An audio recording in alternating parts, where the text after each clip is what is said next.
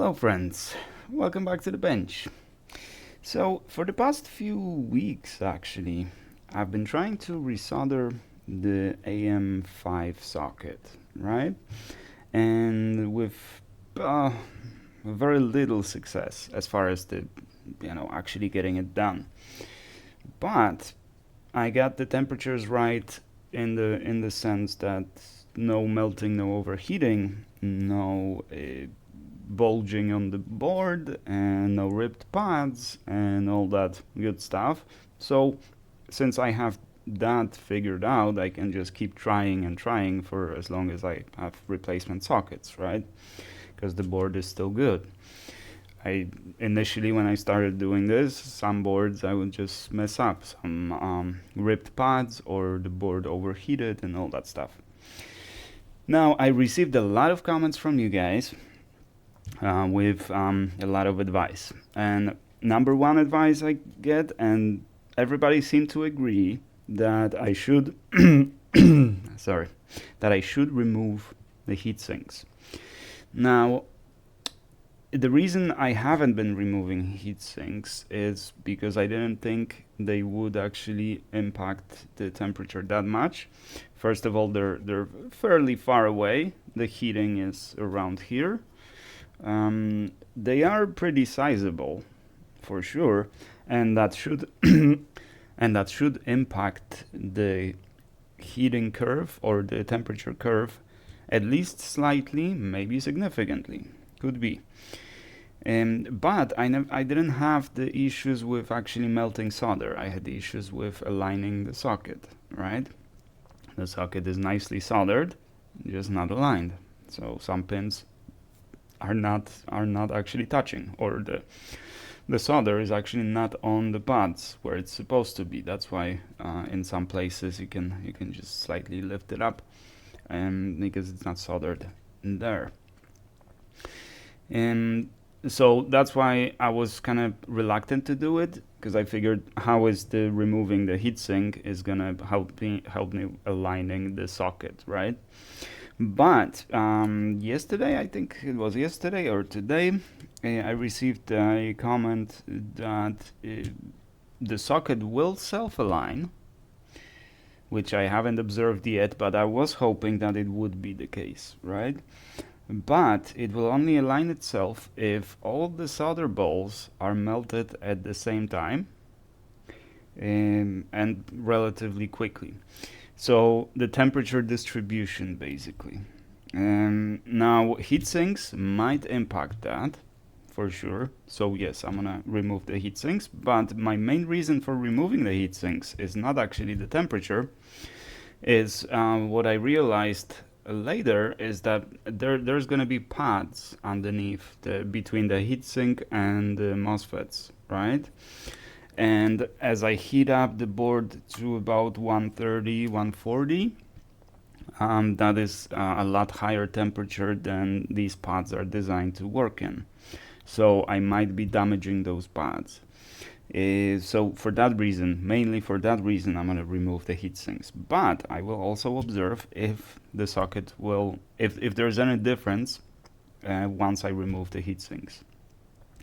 Now, number two change, I think I will increase the temperature slightly. Actually, number two difference is that I have a much better arm now. Well, actually, it's better in some ways and worse in the other ways, as you can see. So this is going to be a lot better because the nozzle is going to be parallel to the socket, or at least I'll make it parallel. So that's problem number two that we had on my previous fixture. But on the previous fixture, I have a big knob over here that lowers and that lowers my nozzle, right? So I can precisely lower the nozzle, lift it, then lower it again, lift it, lower it. With this one, I don't have such ability, meaning it's not a, I don't have a knob to do it. I have to just loosen it and slide it down, slide it up, and tighten, right? Which means it's going to be moving left and right. So that's probably going to be difficult. So this is definitely not the final solution here. Number 3 difference is going to be a slightly higher temperature. I'm thinking, because this socket doesn't seem to be melting that much, so probably at least 260, because I was using 250. So I'll use 260, maybe even 270 at relatively high airflow.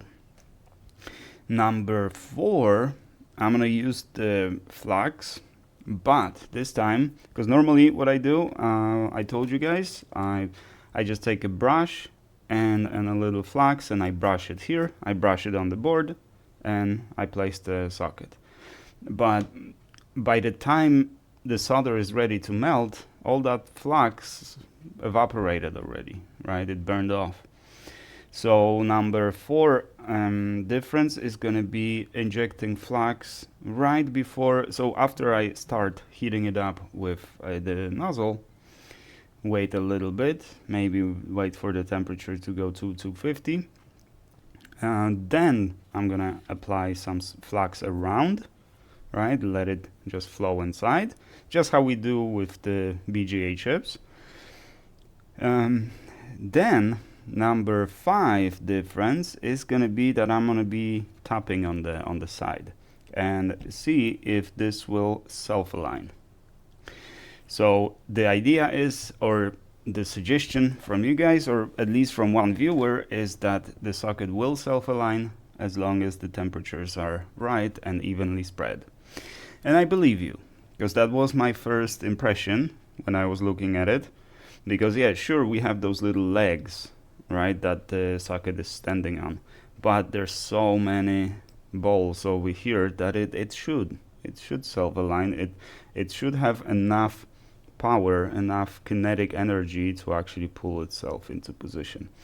So it sounds very plausible. I just need to actually see it. So what we're doing is actually I'm gonna keep this socket.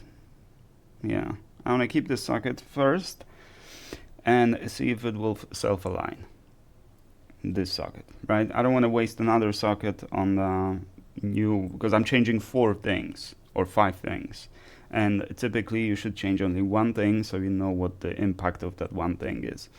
In this case, you know, we need to change few things because we have only limited number of sockets, and these are relatively expensive. When you buy them on eBay, my partner buys them on AliExpress, so it's much cheaper, but you have to wait a while. But when you buy it on eBay, it's like $30 or something like that, $25-30 for each socket. So you know, that kind of makes a big difference, especially when you buy a board for maybe $30, right? Then another 30 to replace the socket, and you know, well, as long as the board is worth, you know, $200, $300 maybe, that makes perfect sense. But if you're only standing to make $30 or $40 on the board, then you know, if you mess up one socket, you didn't make any money. Right? So that's not the best to change multiple things, but we have what we have, and we'll see what's gonna happen. I'm still not, because what's the guarantee that it will catch the right what do you call it, the right pads? I'm not convinced, but it's it's aligned enough that I think if I just tap it from this side over here, from the bottom up, it should catch the correct pads. So that's what we're gonna see. So let's get everything set up, remove the heat sinks, put it on the preheater, get everything set up, and let's start blowing some hot air.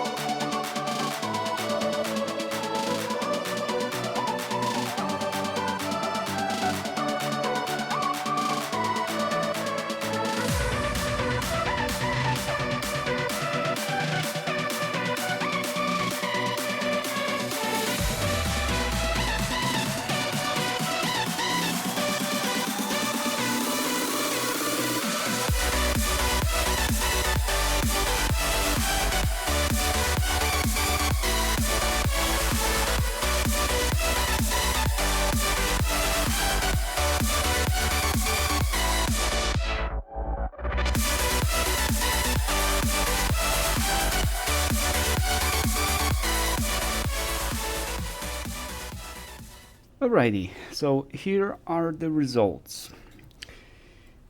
The temperature, I don't know if you guys observed, but I increased it, the airflow or the temperature from the top, I increased to 285. The airflow relatively high, I would say 80% maybe, as far as this machine goes. And there's no signs of melting, no signs of damage to the board. And let's check it out. So on each corner, there's no play on either corner. It's solid. All four corners I checked very thoroughly, and it looks okay. Now, as far as whether the socket aligns itself, it does not. It does not. I did put plenty of flux, and you can see now we confirmed 100% that this discoloration is from the NC flux, right? So I started applying flux once the board was nice and hot, so around the time where the solder becomes liquid. And yeah, it got pretty smoky for sure. But the socket, I just kept moving it left and right, and it would not align itself. And I checked the resistance on VCore, VSA, GT, IO. There are no shorts, so perhaps there are no bridges underneath. But you know, we don't know until we check every single pin, right? But at least I would expect that if there were bridges, I would see the short on one of those main lines. But as you can see, I don't know if you can see, but check out the alignment on this side and on this side. It looks to me like it skipped one pod, went up, right? We have a relatively big distance over here, right? We're not even touching the line. And here we're going over the line. But is that normal? I don't know. I don't expect it. So I would expect that if there are no bridges, the pins are not actually touching the right pads. So it could be that if we connected CPU to this, it would just you know, either damage the CPU or just plainly not work. Right? You can see by this little thingy over here that it's definitely moved up, right? So the only thing is that it's aligned this way, right? So in this orientation, left, right, it looks aligned to me. Left, right alignment looks okay. It's not twisted or anything. But that's not because the socket fell into place and it just kind of caught the pins. I was just manually pushing it left and right. Unfortunately, I don't have the ability to show you that under the scope while I'm doing it, because the hot air station is blowing on it. And I am contemplating on getting the other microscope to just look from the side. I don't know if that's gonna work, but we'll see. But yeah, this is the, you know, it was the solder was completely flowing, was molten. 300 on the heater at the bottom and 285 blowing from the top. And actually, let's check here. Is this melting? Is this slightly melted? Oh no, it's just dirty. Yeah, it's just dirty from flux. Yeah, it's fine. So the socket did not melt, or at least I don't see any signs of melting. Yeah, so maybe 285 is a good temperature. Yeah, I bent another pin, but that's fine. This socket is damaged anyways. I damaged it here. I mean, probably the CPU would work on it if I had a CPU to test it with, but either way, we have to replace it. But what I wanted to confirm is whether the socket will fall into its correct position. So no, removing the heat sinks, I didn't experience the difference. I know there's got to be some difference because they are going to be, pulling that temperature off the board and releasing it to the air, because that's what they're designed to do. But it's not noticeable to me, right? The only good thing about removing the heat sinks is, well, first of all, we're protecting the pots, and second, I have much better access to the socket. So in either case, removing the heat sinks is a good idea. Also, moving the nozzle across the board, it's easier when you don't have those big heat sinks blocking it. So that's all good, but it did not make a noticeable difference. And again, the socket was heated up uniformly.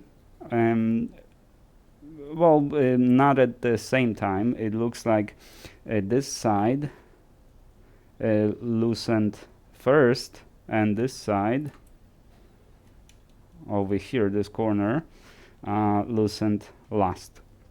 So it didn't heat up uniformly at the same time, but at some point when I increased the temperature to 285, the socket was flowing on the board. I could move it around as I wanted to, but I did not feel at any point when I was just gently tapping it and gently moving it, I did not feel like it's jumping into position as you would with in BGA, right?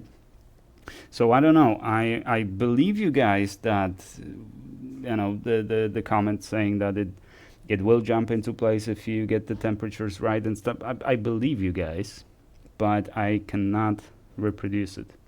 So we're back to because I was thinking, how is the removing the heat sinks gonna help me with alignment of the socket? So my only hope was that you're right, and once I get it hot, it'll jump into position, but it doesn't seem to do so. So we're back to the final problem of aligning the socket. Now on this one, since it's soldered really well, yeah, it's the first time the socket is sitting on all four corners. So I know I melted every single ball, and the socket is sitting. It's soldered on. However, I expect that it's just skipped one pin. So the entire row of pins on this side is not soldered on. It's not connected, right? And the last row over here is going past the pads. That's what I think. But the good part of it is that still no damage to the board, right? The flags, I don't know. You guys keep saying that I should use flags, but well, what are you gonna do with this discoloration? And even if you say that it's not gonna hurt anything, if I am to sell this board, how am I gonna explain to the customer that this is good, this is fine? Well, it doesn't look good.